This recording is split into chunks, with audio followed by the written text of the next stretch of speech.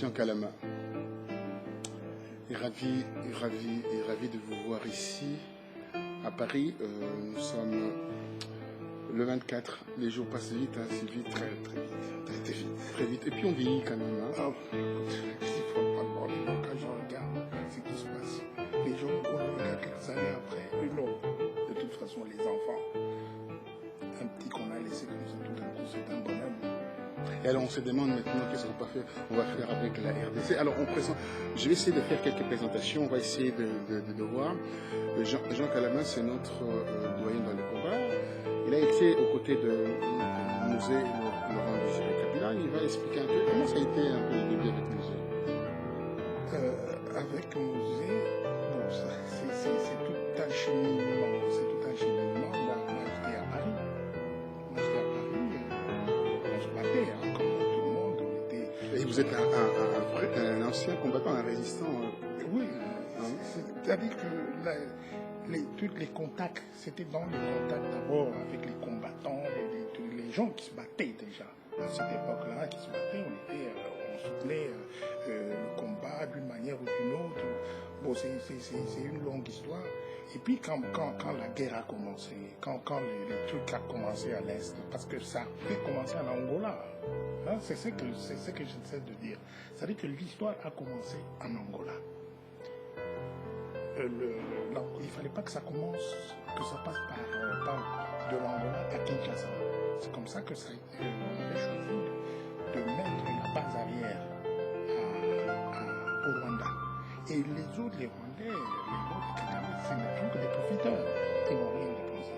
Et avec ce monsieur, il faut qu'un jour puisse avoir l'occasion de l'interroger. Quel monsieur? Monsieur Mpoyo. Mais il est pratiquement mourant. Non, il est à Cuba pour le moment. Il est à Cuba? En soins médicaux, oui.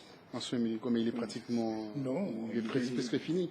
Non. Il a eu l'AVC, il a eu la maladie de Parkinson. Est-ce que c'est la maladie? Parkinson depuis longtemps. C'est la maladie de Parkinson. C'est depuis longtemps qu'il a eu cette maladie qui s'est soignée au Cuba, quoi, les deux. Bon, il est venu ici en soins médicaux après la mort de Musée. On l'avait il était presque abandonné, il était malade de toute manière, il devait aller à Cuba pour se faire soigner parce qu'il y allait régulièrement. Donc il y avait un suivi avec les médecins cubains. Il y allait. Qui sont des grands spécialistes d'ailleurs. Les gens l'oublient d'ailleurs. Oui, ils oublient beaucoup. Parce que les soins médicaux là-bas, c'est assez gratuit, donc ça a été généralisé à l'époque de Fidel Castro. Oui, il a fait un travail formidable d'ailleurs. Alors lui, il s'est soigné là-bas. Il préférait se soigner à Cuba. Et quand Musée est mort, on l'a même empêché d'aller se faire soigner. Voilà, c'est comme si on voulait le tuer. Quand il était venu ici pour les soins médicaux, il est venu presque inconscient, en catastrophe. Il habitait Hôtel Hilton. Moi, je le suivais tous les jours.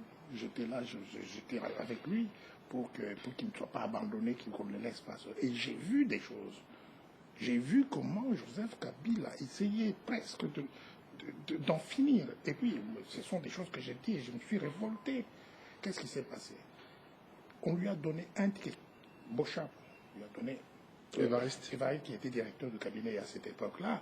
On lui a demandé, il devait acheter un billet. Parce que le musée Mpoyo était dans un... Avant d'arriver jusque-là, il faut parler d'abord le détour qu'il y a eu, de passant de l'Angola, et puis en faisant ce détour vers le Rwanda. Oui, tout à fait. Que vous avez dit que c'est des profiteurs. Donc, ce qui s'est passé, c'est quoi? Et pourquoi l'option de Rwanda? Non, l'option était l'Ouganda. Quand vous avez quitté le Rwanda, c'était en Ouganda qu'il était allé. Il a fallu que Musée Mpoyo et Obasanjo convaincre Museveni pour que Laurent Désiré Kabila aille préparer cette guerre à partir de l'Ouganda. Mais entre-temps, il y avait le truc du Rwanda. Le Rwanda était ouvert, il y a eu Habyarimana, les autres ont conquis. Comme ils dépendaient de Museveni, c'est comme ça que la base arrière était plus facile d'être installée au Rwanda plutôt qu'en Ouganda. De toute manière, avec tout ce qui s'est passé, les Rwandais n'ont pas gaspillé un seul sou pour cette affaire-là. Ça, c'est ça la vérité. Alors pourquoi ils réclament 300 km à l'intérieur du pays avec ces accords de l'Émirat. Non, mais les accords de l'Émirat, ça, ce sont les gens Ce qu'on appelle les forts de guerre. Non. Les Rwandais, j'ai dit, ce sont des extrémistes, là, les Kagame et les autres qui sont en train de jouer un jeu pervers, voulant mettre des trucs, des mensonges et tout ça. Le travail, quand le travail du front, quand c'est venu, ce sont les tigres qui sont venus de l'Angola, qui ont fait le travail. Et puis, et en plus de cela, il y avait tous les troupes de phase qui étaient à l'est, qui ont rejoint, qui avaient rejoint la rébellion, donc qui ont rejoint le mouvement. Donc tout ça, c'est ça qui a fait que ça avançait très vite. Et c'était, je crois, du mois d'octobre, septembre-octobre de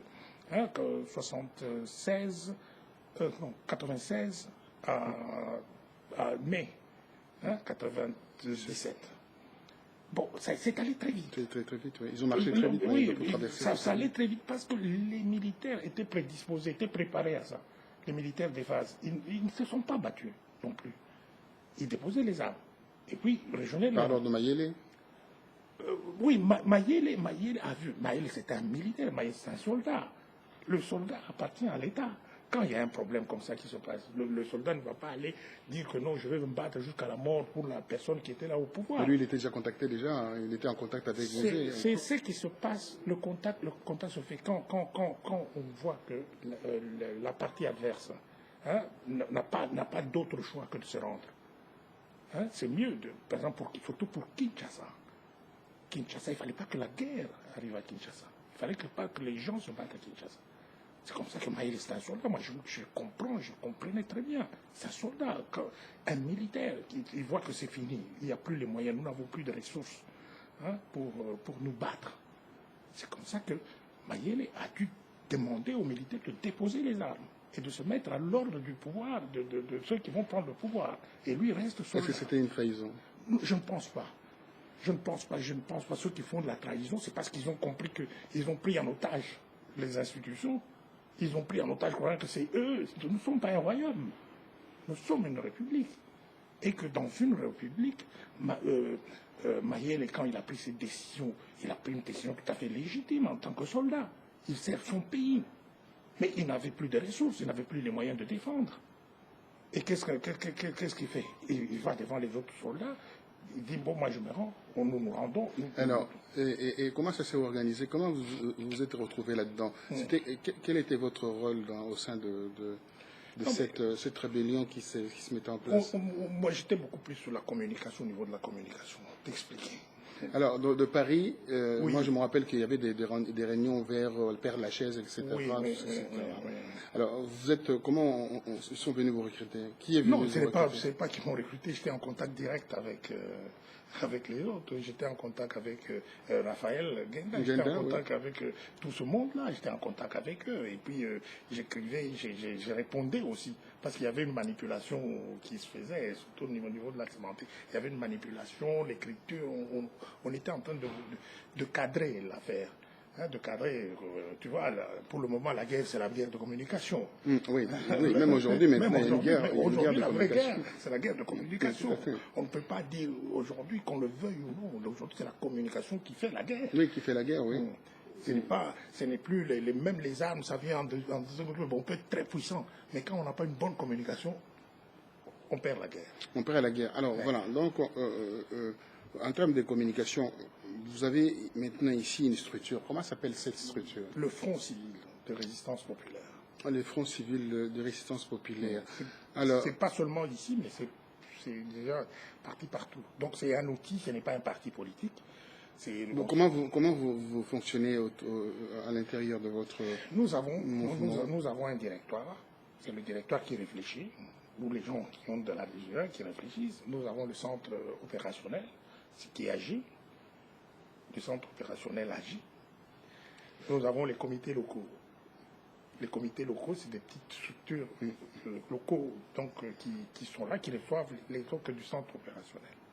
Qui vous remontent aussi les informations. Qui remontent les informations, qui remontent, et puis la réflexion vient du directoire. avec tous les problèmes qui se passent, avec tout ce qui est en train de se passer, les directeurs, les gens, ceux qui ont des idées, ils donnent. C'est-à-dire que c'est un outil donc on donne à chaque Congolais. C'est un outil tout simplement pour entrer dans le combat. Alors, ça fait combien de temps que vous êtes dans cette résistance active?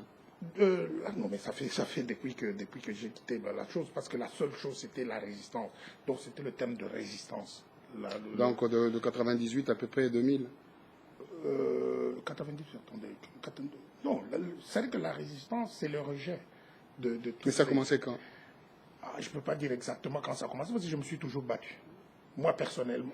D'accord, mais avec votre structure? Non, la structure ici, ça fait depuis 2 ans, 3 ans, que nous avons, mais ce n'est que la conséquence. Ah oui, bien sûr. Donc, de plusieurs démarches, on a démarché, on a essayé de voir. C'est un cheminement vers. Tout ça.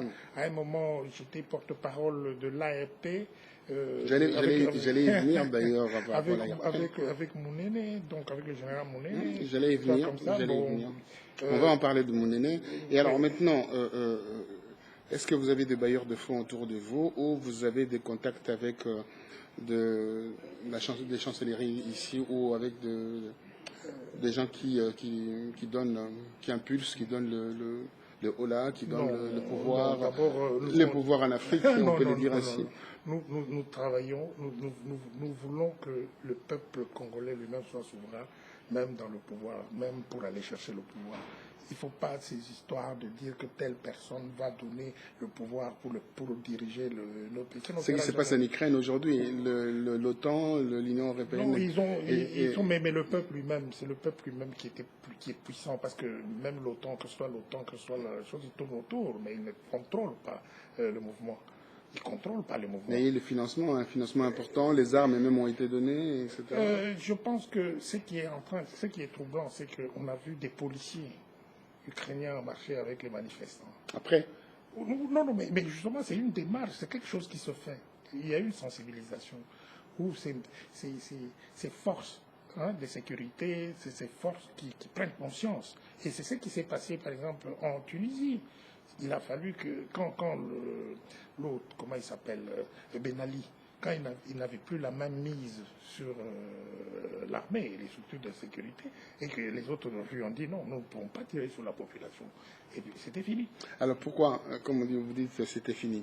Pourquoi on n'arrive pas à en finir avec Kabila par rapport à tout cela? Non, mais justement, c'est pour ça que... C'est le Congolais, quoi. C'est un peu vrai, le Congolais, c'est... Non, nous nous battons un peu en désordre. Parce que, en désordre, vous avez dit? Tout à fait. Parce que ce qui est important, quand on veut aller au combat comme ça, moi j'ai toujours dit, même avant, que c'est l'après qui est important. Qu'est-ce que nous faisons après? On peut l'attraper aujourd'hui et après, qu'est-ce qu'on fait?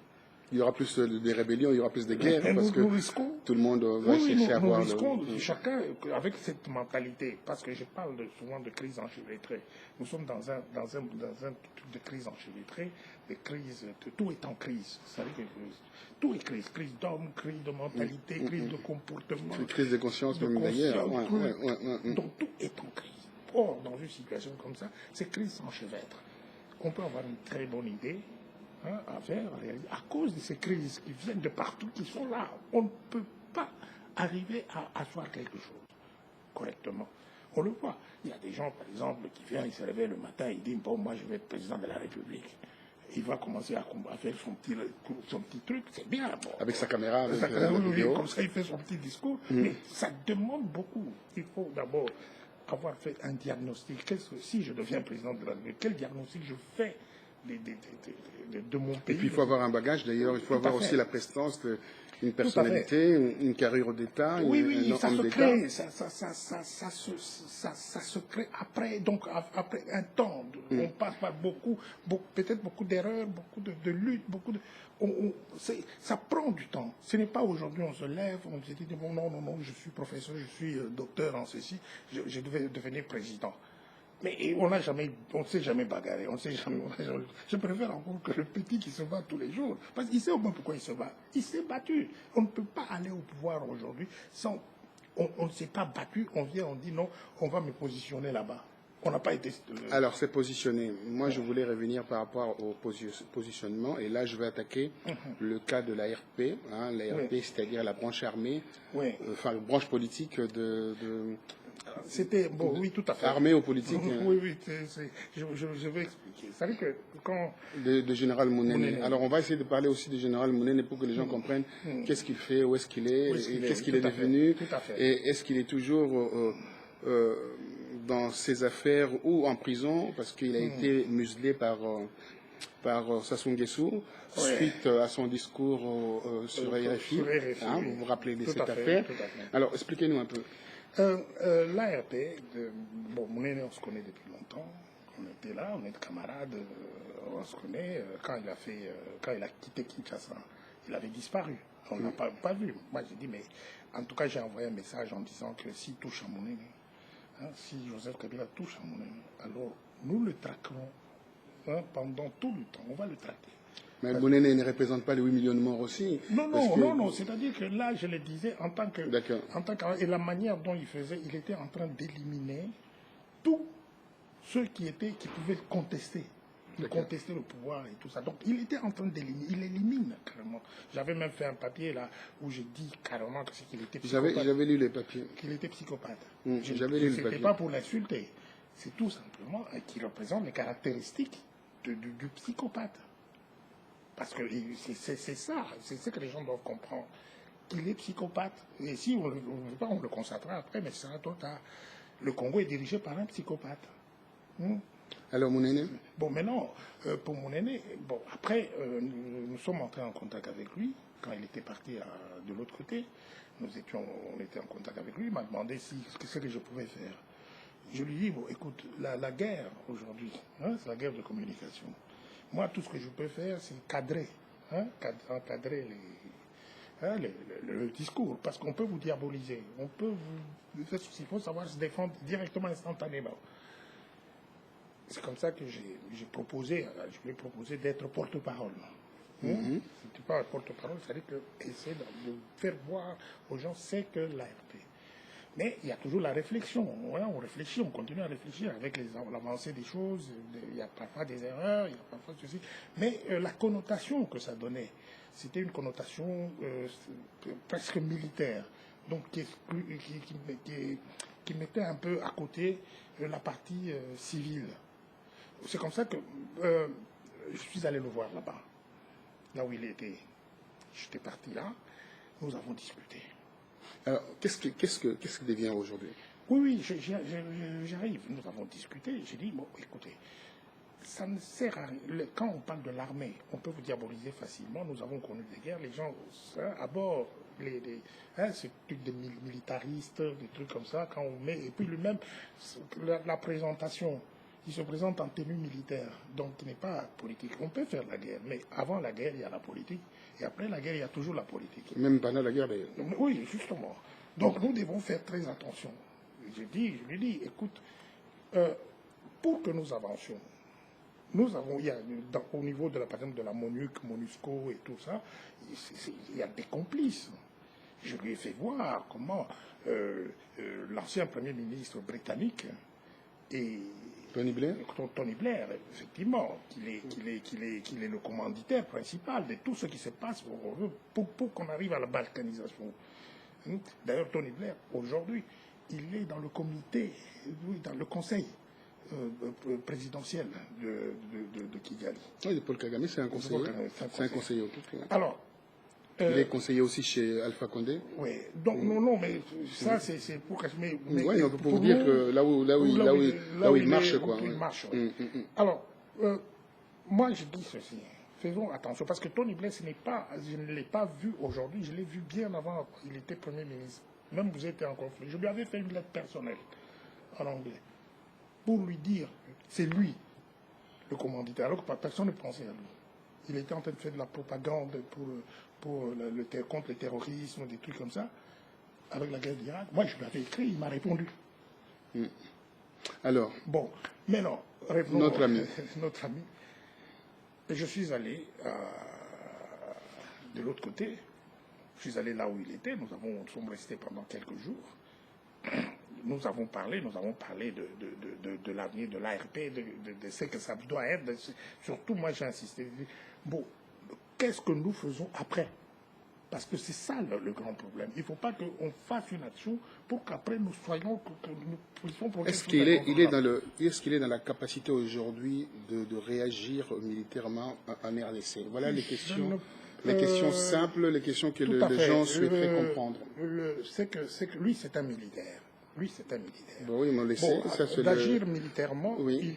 il peut agir militairement dans le souci. C'est pas qu'il fasse une rébellion avec des militaires pour aller se battre. Ça, j'ai présenté que ce n'était plus cette guerre. C'était plus possible. Vous savez pourquoi? Parce que la MONUSCO est fortement militarisée en RDC. Voilà. Et la MONUSCO a désarmé les FARDC. Est-ce que vous êtes au courant de ça? Si. D'accord, très bien. Donc je lui dis que ce n'est plus la réalité.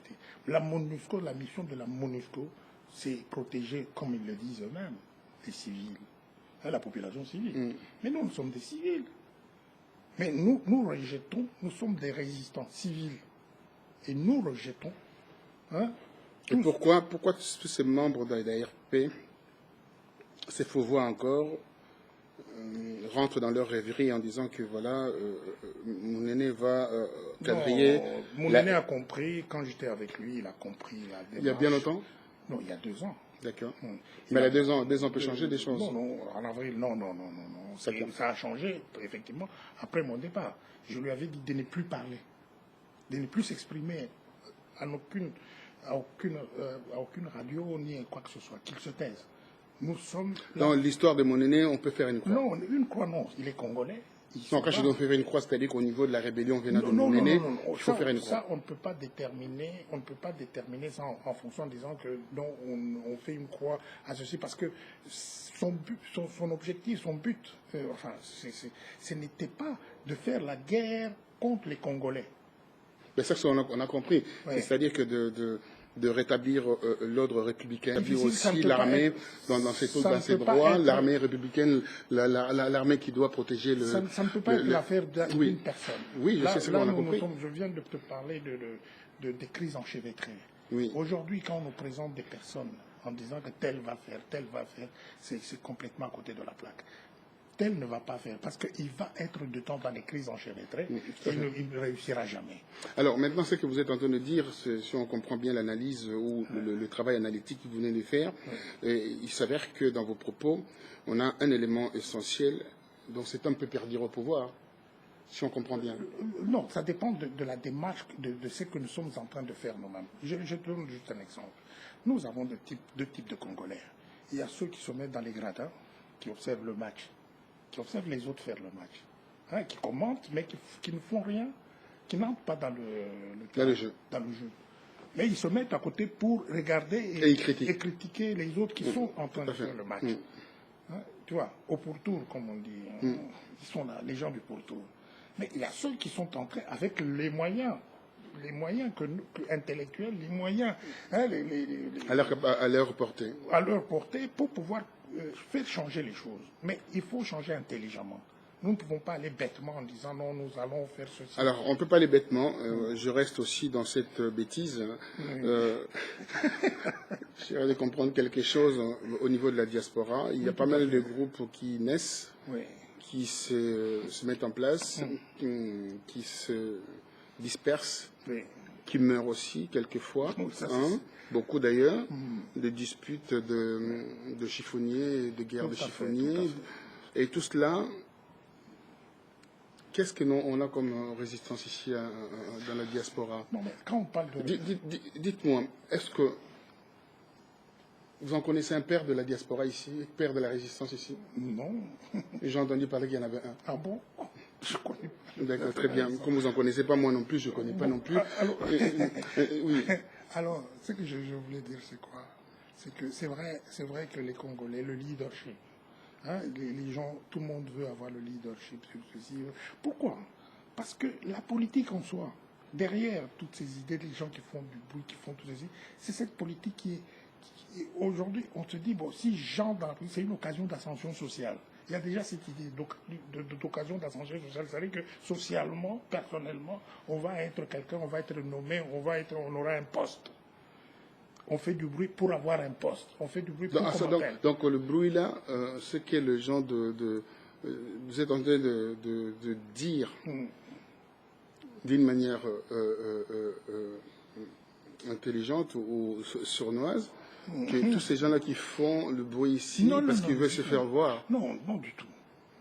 Je ne dis pas que tout le monde, il faut dire de choses. Enfin, tous ces gens, quand je dis tous ces gens, c'est pas tout le monde. Non, il y a des gens qui ont effectivement cette âme, qui ne pensent pas.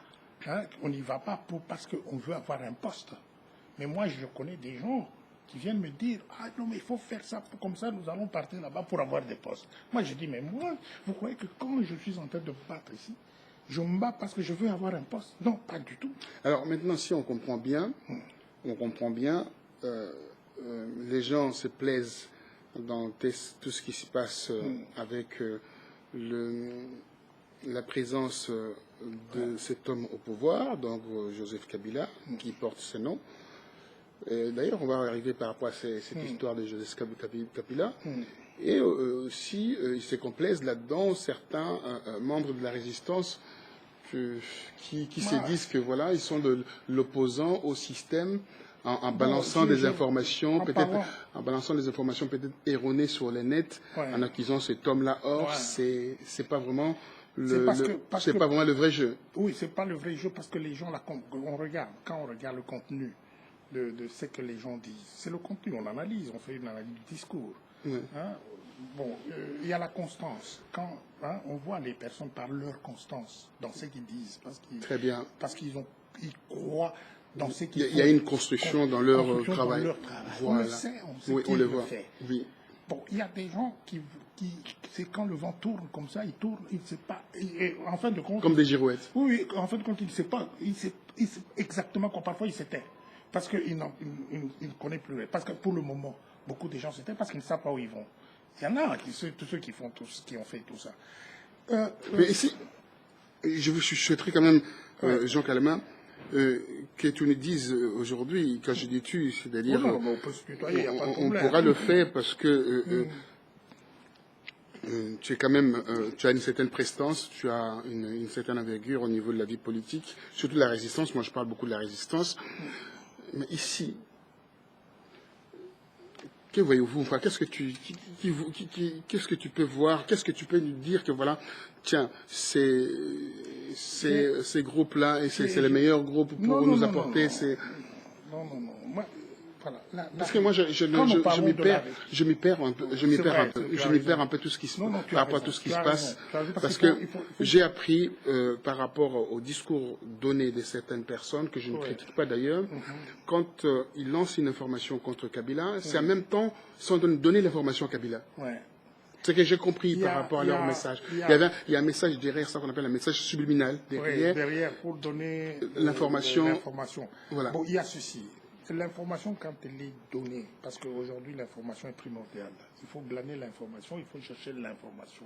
Il s'agit surtout nos compatriotes qui doivent savoir. Nous avons les canaux d'information, les canaux de communication. Oui, tout à fait. Donc ces canaux sont les mêmes par lesquels nous devons faire passer pour que nos compatriotes aient l'information. Parce qu'ils sont interdits d'information chez nous, là-bas. Mais comment, quel que soit, bon, c'est vrai que trop d'informations, sur l'information, hein, c'est vrai, c'est ce qui se passe un peu sur Internet, où on voit tout, il passe, mais l'essentiel, c'est les fichiers. On sait faire la part de choses quand même. Oui, tout à fait. Quand on voit quelqu'un qui diffuse l'information, on zappe automatiquement. Pour quelqu'un d'avisé. Pour quelqu'un d'avisé, parce qu'il faut être avisé, parce qu'il y a des gens qui lisent, quand ils lisent pas comme n'importe qui. Il y a ceux qui sont professionnels, qui savent lire à travers les lignes, ils savent aller chercher l'information dans tout ce qui se dit là, chercher la vraie information. Il y a les investigations, tu fais l'investigation, hein, donc tu sais à peu près que tu dois chercher, tu dois faire des recoupements, tu dois faire ceci, tu vas interroger ailleurs, tu vois beaucoup de gens afin de sortir une analyse de quelque chose de solide. Donc, nous sommes dans une phase où c'est vrai, il y a des gens, des jeunes surtout, qui se recherchent. Hein, qui n'ont pas encore compris, il y en a qui veulent aller trop vite, mais ils se cassent le nez. Parce que la politique comme telle, je dis que même pour la guerre, avant la guerre, c'est la politique. Pendant la guerre, c'est la guerre. Et après la guerre. C'est la politique. Et vous dites, mais non, c'est vrai. Vous dites, bon, aujourd'hui, nous avons l'armée.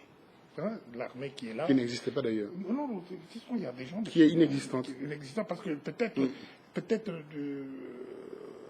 Il n'y a pas d'armée, parce que Jean Calama, je veux dire quelque chose par rapport à l'armée, qu'on appelle une armée républicaine, une armée qui protège l'intégrité territoriale, qui protège ce qu'on appelle la nation.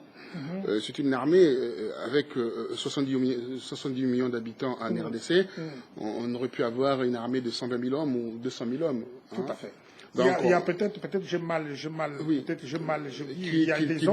devait protéger la population. Il y a 8 millions de morts, donc ce qui fait que l'armée n'a pas joué son rôle. Tout à fait, mais nous avons des hommes armés, hein, d'accord, qui dépendent. D'accord. D'une structure qui s'appelle l'armée.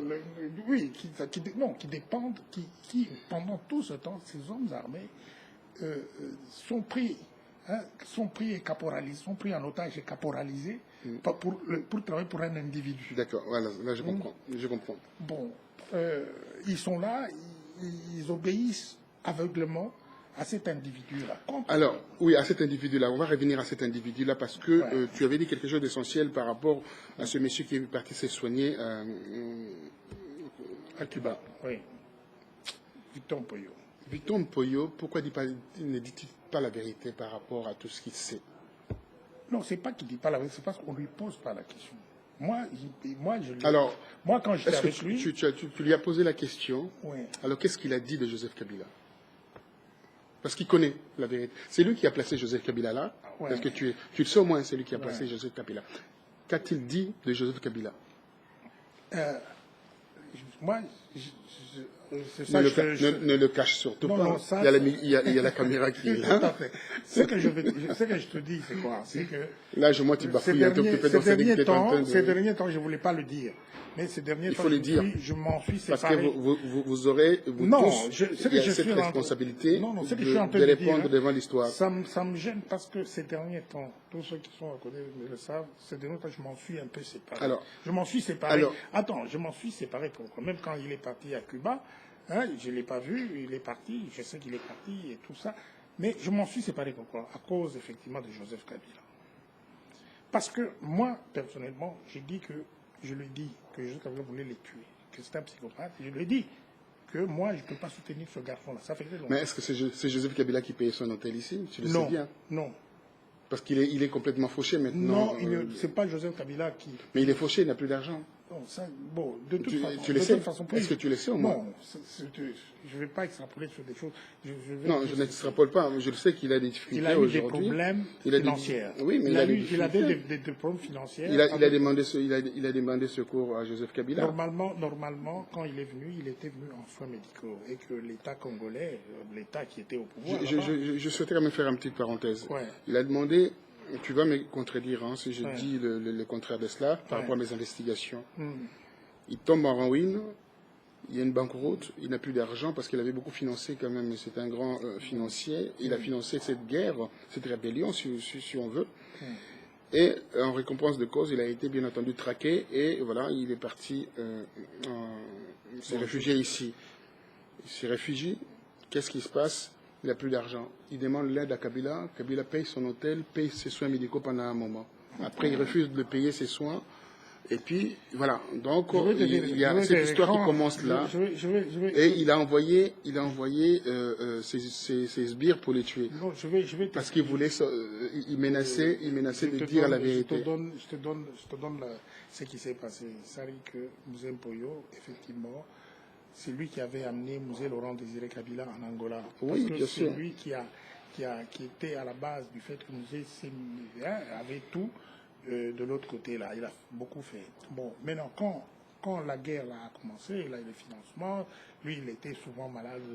Il allait revenir. Il était en bonne santé, mais malade. Oui, bien sûr. Quand ça commence à te prendre, la maladie de Parkinson. Au début, en arrivant à Kinshasa, il n'y avait pas d'argent à la banque centrale. Il n'y avait que $37 pour tout le Congo. $37. Oui. Alors les gens qui ont soutenu Mobutu doivent le savoir. Les gens qui parlent que Mobutu a laissé quelque chose en RDC, vous écoutez bien ce que M. Kalama vient de dire. Il y avait $37. Et nous étions à Kinshasa. Et puis tout ce monde-là parle du bien de Mobutu. Et tous ces Mobutistes qui sont dans la résistance aujourd'hui sont en train de défendre, qui veulent revenir au pouvoir. Il faudra dire non à ces gens-là. C'est des vrais imposteurs. Alors, c'est effectivement ça, c'est des vrais imposteurs. Ouais, bon, de toute manière, moi, quand je parle, je préfère parler clairement et ouvertement. Alors, clairement. Clairement. C'est pour qu'on aille, pour que les gens comprennent. Apparemment, c'est en train de tourner autour du pot. Non, c'est par rapport à la question posée. Je préfère commencer par le début pour que ça soit plus lisible. Beaucoup rapidement, parce qu'on n'a pas beaucoup de temps là. Un petit moment. Voilà. Mzee Mpoyo a dépensé à peu près 200 millions de dollars quand nous sommes arrivés pour payer les militaires, pour payer tout ce monde-là. Parce que quand nous sommes arrivés, les tout premiers jours, on n'était pas payé. Chacun vivait comme il pouvait, il n'y avait pas d'argent. Mais lui, il était à Cuba.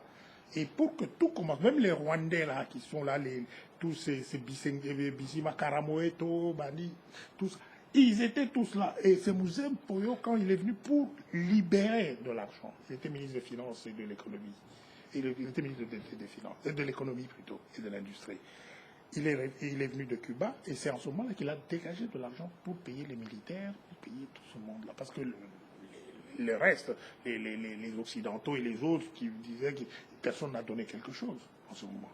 Donc, il y a eu, Mzee Mpoyo a donné de l'argent qui a évalué à peu près à 200 millions de dollars que Mzee Kabila ils se font arranger pour que Mzee Kabila, lui, on va le rembourser petit à petit quand l'État va commencer à se remettre en place. Oui, se mettre en place, le temps que ça se mette en place, parce que personne ne voulait donner de l'argent. On voulait plutôt la chute. De Mzee Kabila. Heureusement que Mzee Mpoyo était là, il a donné. Bon, Joseph Kabila, quand Mzee est mort, et Katumba Mwanke, et tu sais, je crois que tu es au courant il a même mis en place une banque pour donner aux petites et moyennes entreprises, comme il était ministre de l'économie. Il a créé une banque pour donner aux petites et moyennes entreprises des crédits. Katumba et Joseph Kabila, ils ont cassé cette banque-là. Ils ont pris le capital. Se sont accaparés du capital. Maintenant, Mzee Mpoyo, il faut qu'on lui rembourse. C'est l'argent qu'il a donné de bon cœur. Mais non, il est tombé malade. Comme il était malade, ça s'aggravait. Personne ne voulait. Son argent, c'est ce que vous êtes en train d'utiliser. Et on a vu qu'on voulait sa mort. Bochab, on lui a acheté un billet aller simple. Bochab le sait. Et on lui a donné 120 000 dollars. Et dans l'enveloppe qui était, il y avait que 30 000 dollars. On lui a acheté un billet aller simple pour Paris. Soi-disant pour le fait. Heureusement qu'il n'est pas mort. J'étais avec Kikaya. Kikaya le sait. Même quand il nous écoute, il le sait. Un jour, nous étions avec Kikaya. Au niveau de... Il revenait des États-Unis avec Kikaya. L'ambassadeur qui est l'ambassadeur. Oui, qui était le secrétaire particulier de Joseph Kabila. Qui vient devenir ministre des Affaires étrangères aujourd'hui. Bon, il était là. Kikaya, nous étions avec lui, assis avec Mzee Mpoyo. J'ai demandé à Kikaya, j'ai dit, tu connais ce vieux? Oh, grâce à lui, je suis devenu ambassadeur, tout ça. Il m'a dit, mais qu'est-ce que tu fais pour lui? Parce que vous êtes là, vous êtes en train, Katumba a cassé sa banque. J'ai reproché à Kikaya, il sait très bien. Joseph, ils sont en train de jouer quel jeu? Et j'ai dit à Kikaya, j'ai dit, dites-leur, est-ce qu'ils tiendront? Nous sommes comme des résistants. Je peux me battre, j'attendrai même pendant, mais on va se battre. Est-ce qu'ils connaissent ce qu'ils sont en train de faire à ce vieux-là? On veut le tuer. Ils veulent le tuer. Ils ont fait tout pour qu'il meure. Alors maintenant... Mais le vieux a tenu bon. Je lui ai dit, j'ai dit à Kika, j'ai dit, le vieux tiendra bon. Qu'est-ce qu'il détient comme vérité? Il a tout. Je pense que s'il revient... Bon, par exemple, qu'est-ce que je veux dire? Je peux dire ceci, Roger. Par exemple, sur la naissance, on en a déjà parlé, sur la naissance. Moi, je me suis dit, je n'entre pas dans cette histoire. Moi, j'ai entendu Mzee dire que c'était son fils. Mais je ne sais pas s'il y a d'autres personnes qui détiennent d'autres vérités. Ils peuvent le dire. Moi, je m'en tiens à ça. Moi l'histoire des familles, des trucs comme ça, j'entre pas dedans. Hein, quelqu'un, Roger, tu me présentes ton fils ou ta fille, tu me dis que c'est ma fille. Moi, je t'avais contredit en disant que chez nous, le Bantou, quand on dit que c'est mon fils, l'enfant que tu as élevé au sein de de ta cour, l'enfant que tu as pris en charge, oui, tu peux l'appeler fils. Mon fils. Tout à fait. Donc c'est un principe simple. C'est un principe simple, tout simplement. Cela ne veut pas accréditer la thèse ou l'hypothèse que cet enfant-là est biologiquement l'enfant de... Si je te présente aujourd'hui, par exemple, le fils de mon frère, je dirais c'est mon fils. Très bien, voilà. Je ne veux pas te dire que c'est le fils de mon frère. C'est trop long d'ailleurs à le dire. C'est trop long à le dire, tout ça, et c'est gênant. Je dis, bon, celui-là, c'est mon fils. Ça va le gêner un peu. Oui, ça va le gêner. Moi, je dis, voilà, c'est mon fils, c'est mes enfants qui sont là. Je ne veux pas dire, celui-là, ce n'est pas mon enfant, c'est l'enfant de ma soeur. Non, ou bien de mon ami. Non, je dirais, tout le monde là, ce sont mes enfants, c'est tout. Moi, je m'arrête là. C'est pour ça que je t'avais répondu aussi à ça. Oui, tout à fait. Tu te rappelles quand je t'avais répondu, et je réponds encore aujourd'hui. Oui, tout à fait. Moi, je n'aime pas trop entrer dans ces débats que j'appelle le débat de société. C'est un débat de nature conflictuelle. Hein? Donc, alors, si je comprends bien, tous ces gens qui sont dans la diaspora, qui le traitent de canambé, de machin, tout ça, donc pour toi, c'est des débats de... Non, du tout. Peut-être ils ont plus d'informations. Oui, normalement, nous devons aller vers le débat politique. Le débat politique, il est en train de consensuel. Cherchons à trouver des solutions politiques pour le Congo. Parce que si nous nous attardons dans ce débat de société, on n'en finira jamais. Alors, un mot pour ce qui se passe en RDC, parce que l'heure passe tellement vite, on a tellement beaucoup de choses à... Tu détiens tellement beaucoup d'informations, tellement de choses, et puis tu ne veux pas le dire. Non, ce n'est pas que je ne veux pas le dire. Je préfère parler avec pédagogie, parler pour que les gens comprennent. Parce qu'on peut mélanger. Il y a beaucoup de choses, effectivement. Oui, alors, il y a trop d'informations qui risquent de tuer l'information. Oui, alors, je continue à aller vers des choses qui se passent actuellement. Oui. Il y a eu le dernier massacre le mois de décembre. Je reviens toujours par rapport à ça parce que le Congolais oublie vite. Moi, je n'oublie pas. Il ne faut jamais oublier. Non, il ne faut jamais oublier. Le mois de décembre, on a canardé les enfants qu'on a récupérés dans des prisons, postés dans des lieux stratégiques pour dire que voilà, on va vous libérer après. Donc voilà, ils sont pris au piège et puis ils ont été massacrés. Et après, on les accuse que voilà, ils seraient le membre de ces pasteurs Mukungibila. Très bien. Je souhaiterais avoir ta première réaction là-dessus, puis on va aller très très vite sur la deuxième chose qui vient de se passer là. De toute façon, quand ils ont tiré, on sent que c'est du coup monté. Du coup monté, parce qu'il y a ça risque de prendre du temps pour essayer d'analyser détail par détail. Moi, je parle seulement de cette perversité. Hein, ils ont cette habitude de t'arranger. Je te donne juste un exemple. Je résume encore. Prenons l'histoire de Chéléa. Oui, comment ils on va le mettre, on est allé faire du cinéma là-bas. Voilà, on récupère des capotes, on récupère des machins, Viagra. Mais ils avaient oublié les menottes. Hein? Ils avaient oublié les menottes. C'est ça qui a fait douter. Tout. Parce que vous faites j'ai l'impression que ce sont des gens qui regardent souvent des films d'action des États-Unis et ils se prennent un peu. Excusez-moi. Non, mais effectivement, là, tous ces cinémas-là, ils aiment beaucoup ces choses-là. Ils croient qu'ils sont en train de faire des petits scénarios. Alors passons sur Vital Kamerhe. Il a conduit une caravane de la paix. Cette caravane devait faire le tour de Bukavu et prôner la paix et la liberté, dire à la population de s'attacher, de s'accrocher à leur liberté et de dire non à l'envahisseur et surtout de faire face au pouvoir en place. Est-ce que je ne vais pas trop avancer dans cette analyse.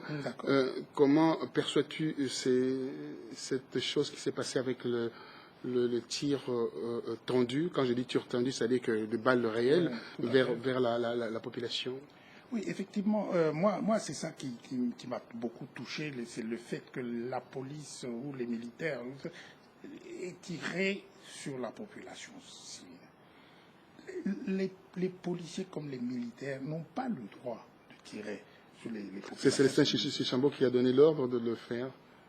C'est ce que j'ai compris par rapport à cette affaire. Si Célestin Chichambo, oui. Hein, Célestin Chichambo a donné l'ordre. Qui est le gouverneur du Sud Kivu. Moi, aujourd'hui, je fais chaque dimanche ma solo avec les militaires et les policiers. Je leur dis ceci. Si quelqu'un vous donne l'ordre de tirer sur la population civile, prenez-le, mettez-le là, tirez sur lui. Parce que l'article 63-64 spécifie bien les choses. Parce que les Chisambo, là, tous ces gens-là, ils sont dans ce petit margoulinage de faire n'importe quoi. Ils sont en train de vouloir... Mais je pense que dans cette situation de crise enchevêtrée, on va nous retarder. Dès qu'on fait ceci, vous allez tuer, vous allez dire il faut tuer, il faut faire ceci. Non. De toute manière, nous voulons ce que nous sommes en train de faire. Est-ce qu'on peut l'interdire d'avoir cette place, la place de l'indépendance pour faire son discours? On renvoie dans un stade où les stades il était déjà récupéré pour un match, où c'était un stade en capacité réduite. Ça, c'est un jeu politicien dans leur système, où les autres sont opposants, les autres sont opposants, les autres sont... Oui, alors je te rattrape là. Donc c'est que tu viens en train de nous dire que Caméré n'est pas un vrai opposant? Non, je n'ai pas ajouté ce mot-là, j'ai dit ceci. Mais moi je rajoute pour te poser la question. Bon, justement, je précise, j'ai dit ceci, que un opposant, c'est à la différence de la résistance, un opposant, c'est celui qui reconnaît l'autre qui est au pouvoir et il s'oppose à lui. Tous ces gens qui sont en train de tourner en disant nous sommes dans l'opposition, ils sont dans l'opposition, c'est vrai, parce qu'ils reconnaissent le monsieur qui est là. Et c'est-à-dire que quand on fait ils sont dans le système, ils sont dans le même système, mais malheureusement, je ne sais pas, ils jouent leur jeu, ils servent de décor à ce monsieur qui reconnaissent comme président, qui est dictateur, totalitaire, qui est là, et vous jouez le rôle de décor. C'est ça. Vous n'êtes que des décors, parce que vous dites que vous allez aux élections avec lui. Vous irez aux élections. Depuis que vous êtes en train d'aller aux élections, il triche. Et vous acceptez de rester là. Vous dites non, restons. Regarde les Diomi. Diomi se retrouve en prison parce qu'il a refusé. Voilà quelqu'un. Alors, donc, ce que vous êtes en train de nous dire, pour essayer de réguler la voix, oui. Parce que si la voix monte beaucoup avec oui, ça, ce qu'on est en train de dire,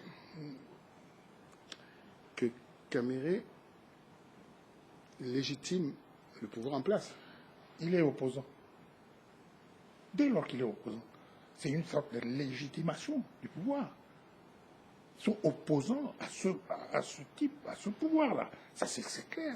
Donc, vous êtes de l'avis des forces acquises au changement, donc la plateforme qui est mise en place à Kinshasa, qui accuse Caméré de fricoter avec le pouvoir en place? Ce n'est pas un problème de fricoter, même cette force soi-disant acquise au changement.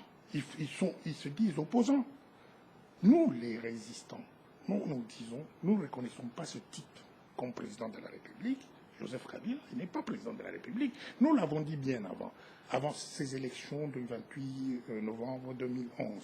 Nous avons dit que, compte tenu du fait qu'il y a eu fricotage, il y a eu tripatouillage, il y a eu toutes ces choses là-bas, ces élections doivent être annulées. Nous n'en reconnaissons pas les résultats.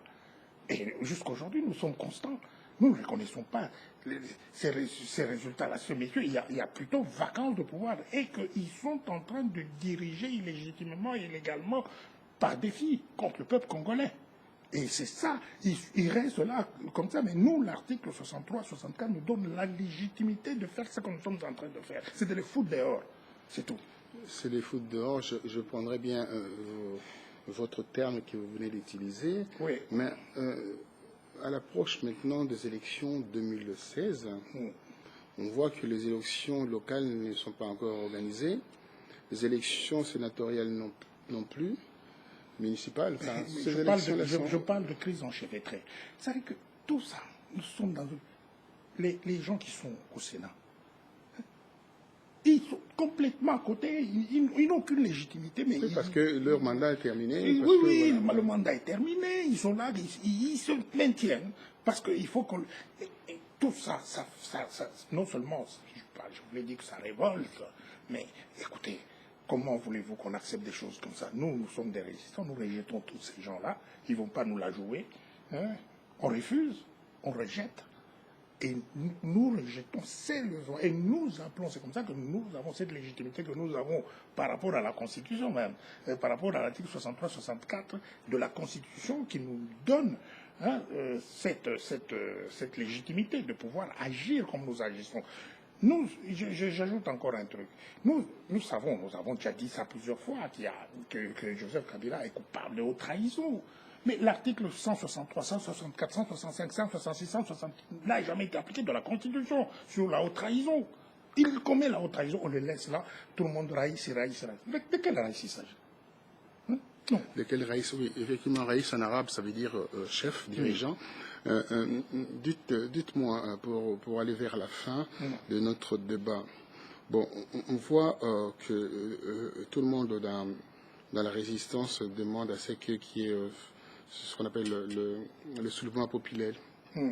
Ce soulèvement populaire, comment voyez-vous l'arrivée, l'avènement de ces soulèvements? Moi, je suis désespéré d'entendre vos discours qui, à la fois dissonants, qui chacun tire la couverture pour soi, et à l'arrivée, on dit, voilà, on ne reconnaît pas ses pouvoirs en place. Or, la communauté internationale veut des institutions. Quand on parle des institutions, c'est-à-dire des élections. Comment vous allez vous arranger avec tout ce monde-là pour harmoniser tout cela? Justement, parce que nous avons l'impression que tout ce que nous devons faire, ce n'est pas la communauté internationale, mais nous faisons partie aussi de la communauté internationale. Il ne faut pas qu'on soit peut-être quelqu'un qui soit blanc pour qu'on dise que c'est lui la communauté internationale. Nous sommes la communauté internationale, qu'on le veuille ou non. Et aujourd'hui, nous disons que nous sommes dans une situation de crise enchevêtrée. Avec cette situation de crise enchevêtrée, nous n'allons pas. Et ces élections-là, c'est du pipeau. Parce que ils veulent les institutions. Mais ces institutions, toutes les institutions sont prises en otage. Pour servir une seule personne, pour servir la dictature. L'armée est prise en otage. La justice est prise en otage. Qui n'existait pas. Le pouvoir exécutif est pris en otage. Tout est pris en otage. Les forces de sécurité sont prises en otage. Ça sert une personne. Une personne. Comment voulez-vous aller aux élections en disant non, nous allons faire parce qu'il y a une démocratie? Il n'y a pas de démocratie. Alors comment pensez-vous maintenant la fin de cet homme? Parce que est-ce que vous voyez la fin de cet homme comme la fin de Samuel Doe? En tout cas, ça sera proche. Parce que j'avais dit... Samuel Doe? Non, j'avais dit ceci, qui sera capturé. Je crois que tu te rappelles, je ne blague pas. C'est vraiment ça, le mot. Ça fait 3 ans que tu l'as dit. Non, ça fait peut-être une année. Oui, c'est vrai. Oui, ça fait 3 ans. Mais le problème, c'est que quand il y a un lapin qui court dans la forêt et qu'on doit le capturer, on sait ce qu'on fait. Nous connaissons... Voilà, tu as le mot. Nous connaissons bien ce pays. Nous sommes en train... Nous faisons toute la démarche. Et on lui dit qu'on va te capturer. On va le capturer. Il ne saura aller nulle part. Oui, alors moi, je vais aller loin vers la réflexion de la capture, comme si on est en train de traquer un fugitif. Dites-moi, un fugitif qui est arrivé sur Hong, qui est devenu Crésus, qui a les comptes bancaires avec plusieurs zéros, qui a l'apport de la communauté internationale, l'apport de l'internationale juive, qui est derrière Mossad et Sahel. Comment pourriez-vous faire par rapport à tout cela? Je dis ceci. Notre problème, ce n'est pas de nous poser. Ce pays nous appartient. C'est notre pays. Que quoi que ce soit tous ces gens qui font les aventuriers, qui s'organisent dans des petits groupes. Je n'accuse pas la Belgique, je n'accuse pas la France, je n'accuse pas les États-Unis. Ce ne sont pas les États-Unis, ce sont des individus. Ces individus utilisent abusivement leurs prérogatives. Ils sont même dans les gouvernements. Ils peuvent parler, par exemple, de la Belgique, alors que au nom de la Belgique, alors que c'est lui, ses propres intérêts. Ces individus, on est en train de les répertorier. tout simplement. Parce qu'ils croient qu'ils vont encore nous tromper avec ce langage-là. Nous, on n'a pas besoin. Ce pays, nous sommes assez intelligents pour pouvoir réfléchir et mettre. Il y a beaucoup de gens intelligents au Congo. Pourquoi devons-nous toujours attendre? Nous étions dans les mêmes écoles. Hein? Nous étions dans les mêmes écoles, peut-être meilleures. Et on doit toujours attendre à quelques aventuriers, les Louis Michel. C'est des aventuriers qui sont là en train de tourner en rond. Et on doit attendre qu'eux viennent nous donner le problème de la démocratie. Alors que chez eux, ils ne savent même pas, ils n'ont même pas encore arrangé pour que le gouvernement fonctionne. Et comment ils peuvent nous apprendre quelque chose? Comment des gens peuvent être aussi bêtes d'attendre qu'on vienne nous dire, faisons-le. Nous savons ce qu'il faut faire. Nous avons tout le monde. Nous avons toutes les têtes. Nous les avons. Si nous confrontons intelligemment, la bagarre, la bagarre d'intelligence. Mettons notre intelligence, apportons notre intelligence. Qu'on parle des choses tout à fait. Moi, je dis aux Congolais, ça c'est certain. Il ne faut pas suivre des histoires en disant que tel va venir nous arranger. Ils n'arrangeront jamais notre pays. Notre pays, c'est nous. Nous devons avoir cette perspective, aller voir ce que nous voulons être. Nous allons, qu'est-ce qui peut nous amener là où nous voulons aller, là où nous voulons être, en partant de ce que nous avons. Ce que nous avons sur le plan humain, nous avons des ressources humaines qui sont là. C'est une très grosse richesse que les autres n'ont pas. Nous avons une jeunesse qui est très dynamique. Partons de là, mais nous devons voir, nous avons la vision, on se dit, nous voulons, le Congo doit être indépendant, le Congo doit être... Qu'on ne vienne pas suivre les schémas des autres. Parce que les autres, quand ils viennent pour leur schéma. Quand ils viennent là pour dire que non, on va arranger, on va vous donner...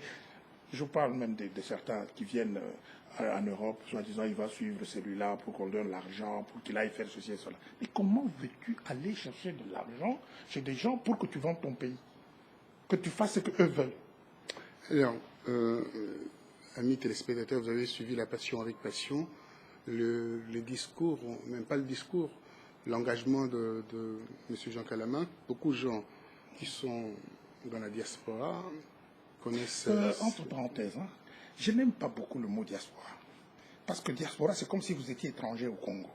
Je préfère parler des Congolais de l'étranger, qui vivent à l'étranger, pas de la diaspora. Oui, alors, Congolais de l'étranger, pour faire plaisir à M. Calama, Congolais de l'étranger qui vivent dans la diaspora... Non, qui vivent à l'extérieur. Qui vivent à l'extérieur. Alors là, je suis un peu un tout petit peu perdu par rapport à ces discours, mais je voulais seulement dire aux amis téléspectateurs qu'il a une certaine conviction par rapport à ce qu'il fait. Je tenais à le rendre hommage par rapport à l'appel que le journaliste congolais de l'espace Schengen ont lancé un appel. Il a répondu présent à cet appel. Présent pourquoi?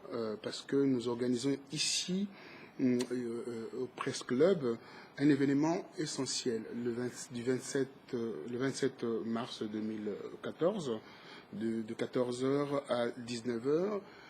Cet événement consiste à parler de violations graves des droits de l'homme en RDC, de la liberté de la presse et surtout de journalistes qui nous informent, qui sont assassinés chaque jour en RDC. Depuis que Kabila est au pouvoir, il y a plus de 16 journalistes qui ont été tués.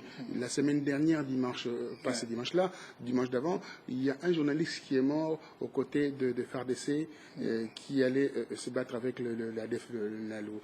Voilà, donc M. Calama a apporté sa contribution financière, j'ai bien dit, sa contribution financière pour nous aider à organiser cet événement ô combien important et qui coûte cher d'ailleurs parce que cette salle pour louer c'est 3 000 €. Donc je tenais à te rendre hommage par rapport à cela. Le patriotisme, c'est pas seulement de parler. Je voulais seulement marquer cet événement aujourd'hui. La raison pour laquelle je t'ai invité aussi, pour te dire merci en face, merci devant aussi notre communauté, merci devant la nation congolaise, et cette nation te sera reconnaissante par rapport à ce que tu viens de faire à leur fils, parce que c'est un ventre qui donne naissance aux enfants. Ces enfants-là, il faut qu'ils vivent. Donc, tu as fait de la sorte qu'aujourd'hui, que cette conférence, ce forum aura bien lieu grâce à ta contribution. Merci infiniment. Non, c'est grâce à vous. Donc ça sera vraiment parce que vous êtes là, parce que c'est vous, vous vous battez pour la liberté de la presse, vous vous battez, vous démontrez, vous êtes sur le terrain, donc vous êtes à vous êtes partout, là où il y a l'information, surtout sur la République démocratique du Congo, pour informer, pour avoir l'autre son de cloche. Mais tu as eu cette vision de faire cette chose. Mais je tenais à te dire, on s'est parlé tout à l'heure, ouais. J'ai dit qu'on s'est vu il y a 3 ans de cela. Oui, c'est vrai. J'ai eu qu'une seule interview avec toi. Oui, qu'on a fait. Qu'on a fait ensemble avec Freddy Moulongo. Tout à fait, oui. Qu'une seule interview à la gare de Lyon, si je m'abuse. Et certains de nos compatriotes viennent souvent faire des interviews avec moi, mais ils n'ont pas répondu à cet appel. Pour montrer aussi cette capacité patriotique que tu as. C'est ça que je voulais simplement dire. C'est-à-dire que beaucoup profitent de cette caméra, mais quand il s'agit de répondre à un appel... Parce qu'aujourd'hui, c'est que les gens doivent savoir, les Congolais, quand on se dit on fait la guerre, mais la guerre aujourd'hui a changé de nature. La guerre, c'est la guerre de communication, tout simplement. Et les communicateurs, ceux qui sont... C'est eux les soldats aujourd'hui. Et qu'une caméra, c'est une arme. Et que si cette caméra tombe en panne, c'est comme si le fusil tombait en panne. Parce que vous n'avez pas ces matériels, vous n'avez pas ce qu'il faut. Mais les autres vous abattent. C'est tout. On vous enlève tout ce que vous ne pouvez pas. Le monde aujourd'hui a changé, le monde, la guerre, la vraie guerre, c'est la guerre de communication. La guerre des communications, un dernier mot pour communiquer avec le Congolais de l'étranger, comme tu as dit. J'adore ça. Un dernier mot. Non, mais moi, j'appelle comme j'appelle toujours. Il y a maintenant, chaque dimanche, j'appelle les militaires, les Amasolo. Le Balinga. Bon, il y a les Amasolo, il y a Amasolo pour les militaires, il y a côté la biso, il y a résistance, il y a rejoindre les biso. Il faut binonions, maman, papa, tout. Bon, bangate. Résistance, c'est ça, il y a moutonions. Qui ont participé, même Nengue Tolobi Boy participé dans moi, ils ont résistance. Donc, ça veut dire au côté. On ne te demande pas d'aller prendre ceci ou bien de faire. Non, et l'autre qui copie, même Mayele. Faut que moi, Mayele, au pays, mais tous ensemble, il faut tous l'organiser. Il faut tous l'organiser. Il y a un Tolobaki, Biso, tout ça, qui front civil de résistance populaire, et ça pour permettre à chacun de. Ce n'est pas un parti politique. Parce que ma parti politique, on a un caporalisé Kabato. Comme donc tu es soumis à cet individu. Alors qu'à ça, les locomotives, à la capacité à ça, les locomotives. Mais tandis que, dès que tu es résistant, tu peux te battre. Dans na biloko yo sana mboka wana ezamboka na bitoti kangote. Ezamboka na biso. C'est que oza ko vanda na pourtour te. Oza otala match, na pourtour bato mosusu wasala oza ozela jour ekosila. Ekosila. Ekosila Mobutu asala combien 32 ans. 32 ans pour voir. Il a fini par partir. Peuple n'a gagné Bitumba. Peuple de Mokondi Mboka. Et peuple n'a pas gagné Bitumba. Dès que tu nango, nous savons le faire. Mais biso moko, il faut pas bangaper biso. Comment? Merci infiniment. Vous avez suivi le dernier mot de notre ami Jean Kalama, que j'apprécie énormément. Notre grand frère à nous, je tiens à le dire, à le préciser. C'est les gens qui ne trahiront jamais les combats. Les gens qui n'ont pas trahi Mouzé Kabila, bon, malheureusement, il y a eu ces petits jeunes hommes qui sont venus au pouvoir.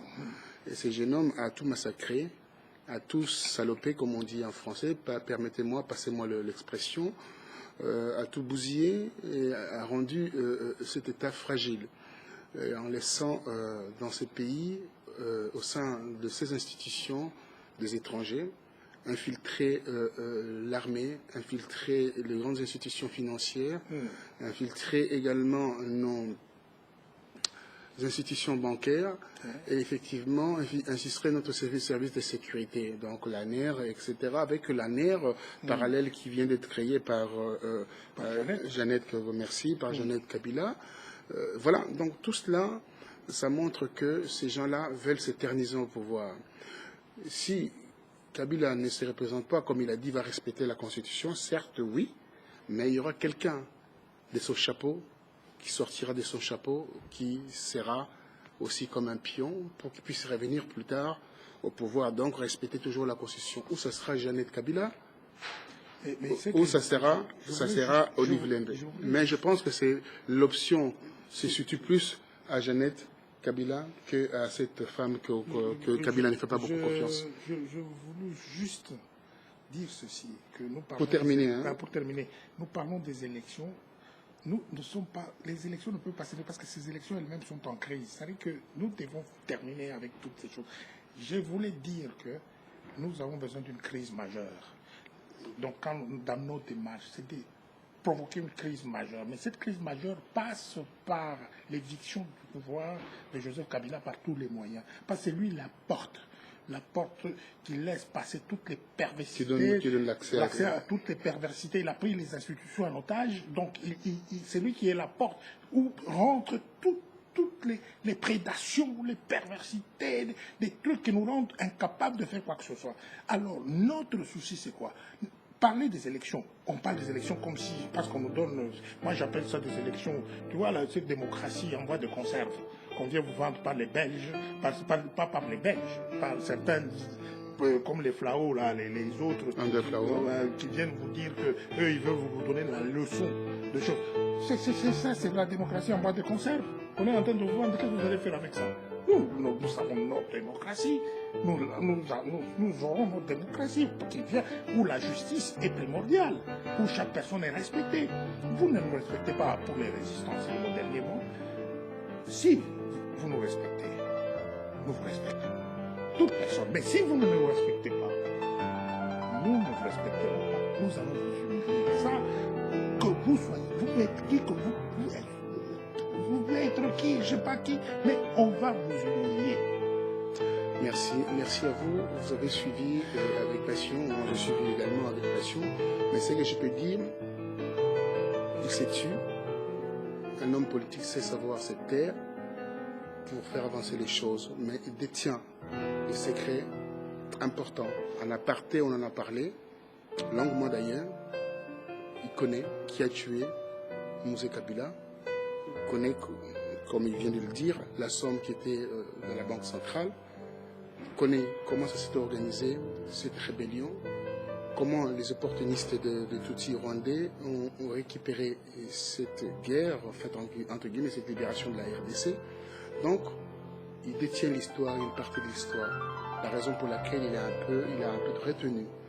Je tiens à demander aux Congolais de s'accrocher, de s'arrimer, en fait, entre guillemets, aux talents, aux gens qui ont cette capacité de ne pas beaucoup parler, mais d'agir. Merci à vous, à très bientôt.